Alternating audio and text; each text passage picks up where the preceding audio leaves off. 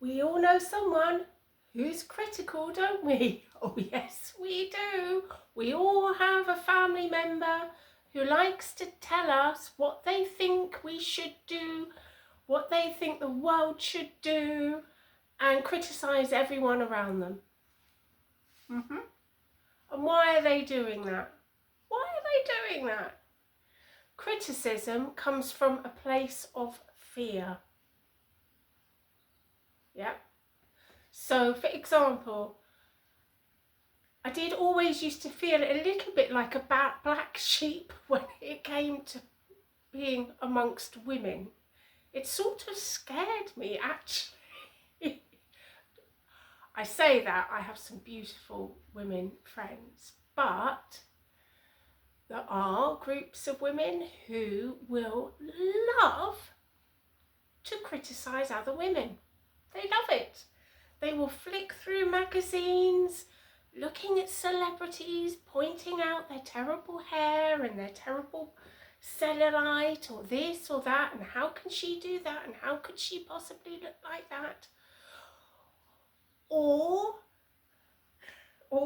the women in the office who despise the girl who walks in. She swans in thinking she's so beautiful. Well, look at her hair. I don't like her. Yeah, why are they doing that? Because that girl has triggered their insecurities about themselves. That's the root cause, isn't it? That's the reason. Because if you're secure in yourself, you don't need to say all that. You just go, oh yeah, beautiful girl, isn't she beautiful? I mean, this is a video for another day. But honestly, if you can become that secure person and just see the beauty in others, it's wonderful. Yeah, it's wonderful. Than being sort of in these chains of insecurity and therefore needing to be critical of those around you. I mean, in our family, we used to have the most beautiful dog, Tasha. She was a rescue. She was a Staffordshire Bull Terrier. Yeah. And I remember when we first adopted Tasha, that caused a big problem. It really did, amongst quite a few people. I had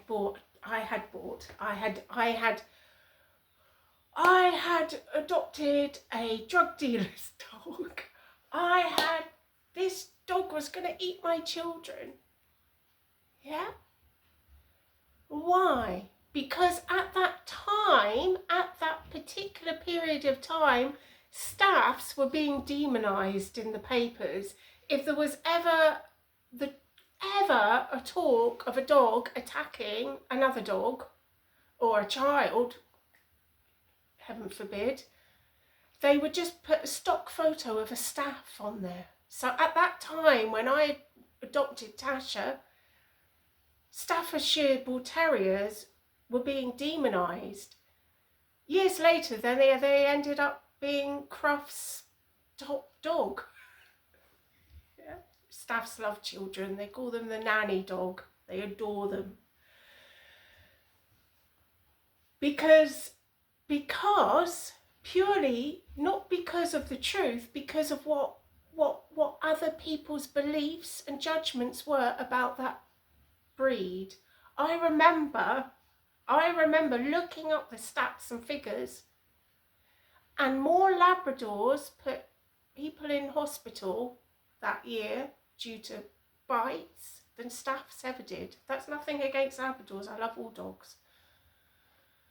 And before it was a staff, it was Alsatians. Before it was Alsatians, it was Rottweilers.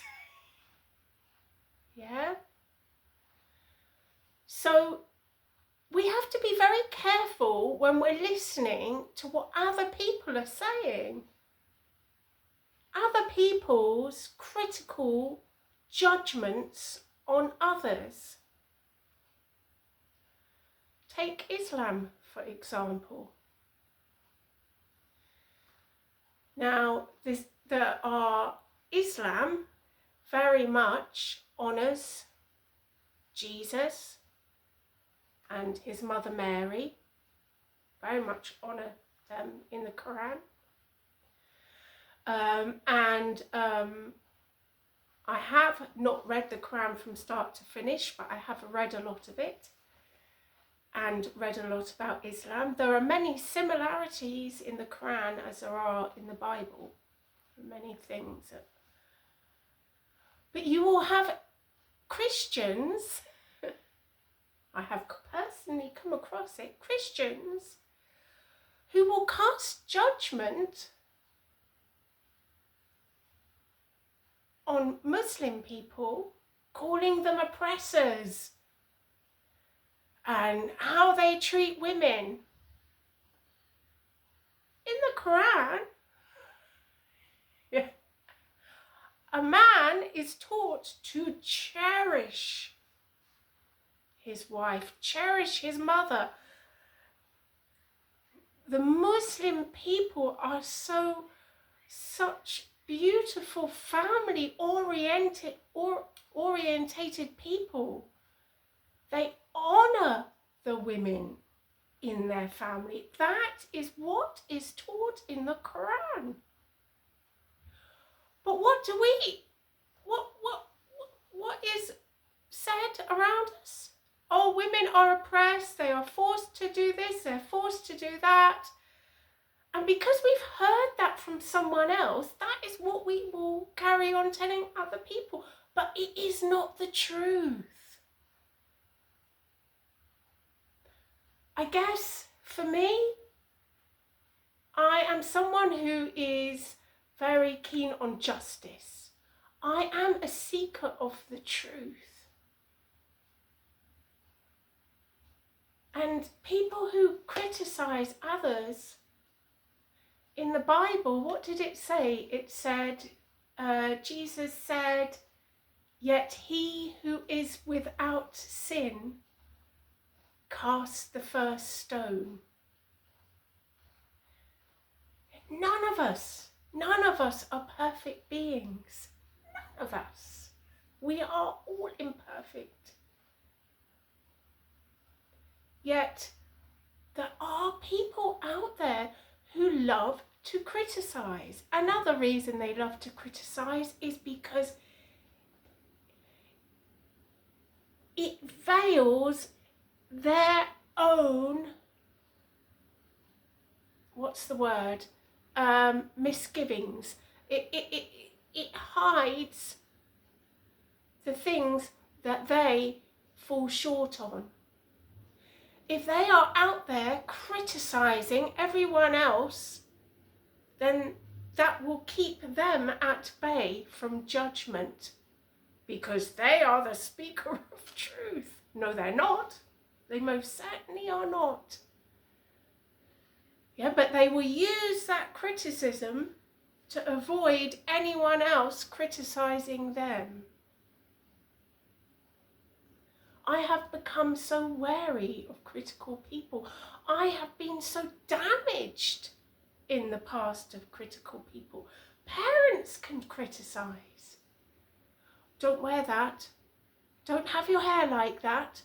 No, don't do that. Don't speak like that. It doesn't sound good. Do this, do that. People try and force you into some sort of mould or box that they decide that they want you to be in. And if you come out of that, they criticise you to get you back in.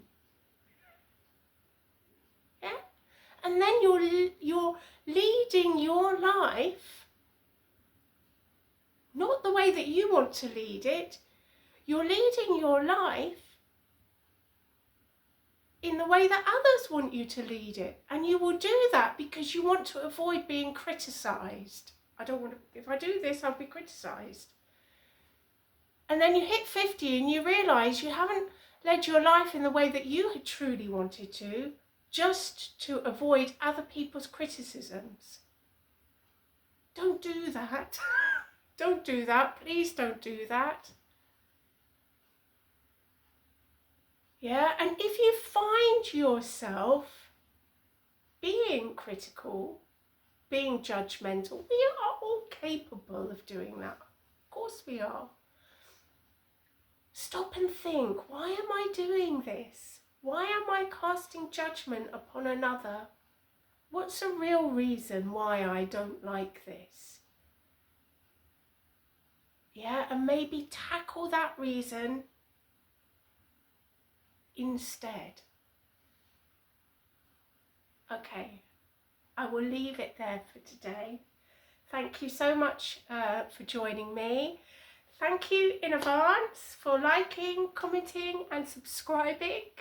You know I love having you here, and I hope to see you again very, very soon. Bye.